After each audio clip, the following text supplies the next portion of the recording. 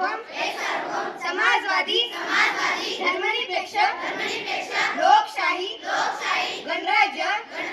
घडवण्याचा व त्याच्या सर्वांगीण विकास सामाजिक आर्थिक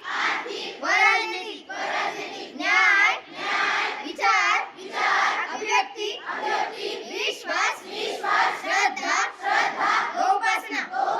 यांचे स्वातंत्र्य दर्जाची व संधीची समानता निश्चितपणे प्राप्त करून देण्याचा आणि त्या सर्वांमध्ये